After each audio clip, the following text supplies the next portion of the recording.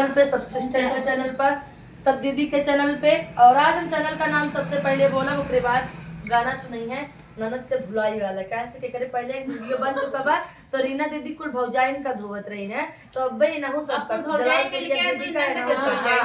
लेकिन सर्वप्रथम आप सब चैनल का नाम सबसे पहले सुनिए, कुमकुम भट्ट कुमकुम भाभी, जो कि हमारे आजमगढ़ से आती हैं। बहुत बहुत धन्यवाद देना चाहूंगी। और इनके चैनल को आप लोग ज्यादा से ज्यादा सपोर्ट करिएगा। कुमकुम लोगी चैनल को सपोर्ट करिएगा, घनश्याम भट्ट आजमगढ़िया चैनल को सपोर्ट करिएगा, अमितेश यूपी 45 चैनल को सपोर्ट करिएगा, ममता यूपी ब्लॉग चैनल को सपोर्ट करिएगा, सुमित्रा पाल चैनल को सपोर्ट करिएगा, पुष्पा देवी चैनल को सपोर्ट करिएगा, रीना यादव के औधी गीत चैनल को सपोर्ट करिएगा, रीना दीदी के गीत को चैनल को सपोर्ट करिएगा, गुड्डी भक्ति सागर चैनल को सपोर्ट करिएगा, और अनन्या लोकगीत चैनल को सपोर्ट करिएगा, नीलम यादव गोविंद साहब चैनल को सपोर्ट करिएगा, पुष्पा देवी भाभी के चैनल को सपोर्ट करिएगा, जलालपुरी दीदी, जलालपुरी भौजी के चैनल को सपोर्ट मतलब कि हमारी दीदी है इसलिए मैं कहना चाहूंगी।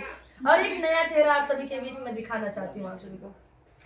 ये हमारी आंटी जी हमसे मिलने के लिए मुंबई से आई हैं। चैनल का नाम अपना बताइए। शांति देवराज प्रजापति। शांति देवराज, मतलब अंकल का नाम जॉइंट है ना। तो बहुत बहुत धन्यवाद देती हूँ। ईश्वर ऐसे ही प्रेम आपका सदैव बनाए रखें आजीवन, जब तक आप जिंदा रहो।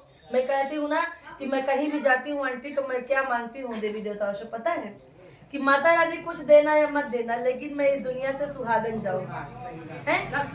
तो किसको किसको ये बात हमारा अच्छा लग रहा है? कितने लोग हमारी बातों से कुछ हो या ना हो, लेकिन हम लोग इस दुनिया से सुहागन हम वो देखा भाभी बातें बहुत सहमत बाटी। तो हाथ जोड़ के जोड़े गिर के एकदम सहमत है। ज्यादा से ज्यादा सपोर्ट करिएगा। एक गीत सुना रही है गुड्डी भाभी, सुनाओ ढोल बजाइए। दीदी के चैनल पर दोस्तों राम राम। हम एक धमाकेदार गाना लेके आए हैं, दो नंद हैं। इन लोगों के ऊपर और इन लोगों के पतिदेव इन लोगों से कैसे क्या कह रहे हैं, गाना को ध्यान से सुनिएगा।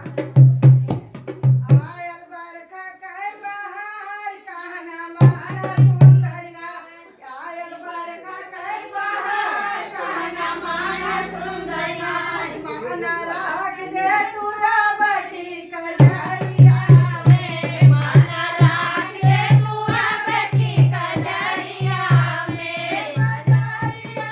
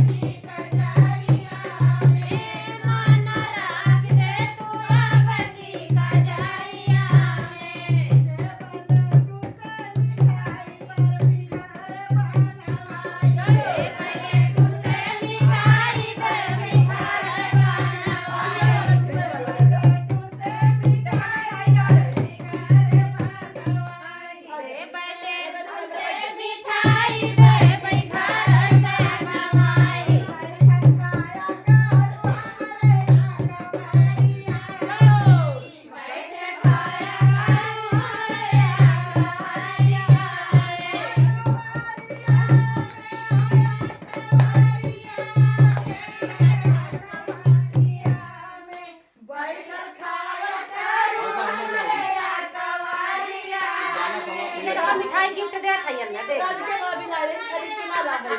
राधिका यादव बैठ के खाया करो हमारे कवालिया में, बैठ के खाया करो हमारे कवालिया में, आयल बरखा कह बहार कहना माना सुंदरना, आयल बरखा कह बहार कहना माना सुंदरना, माना राख दे तू रावटी कजरिया में, माना राख दे तू रावटी कजरिया में।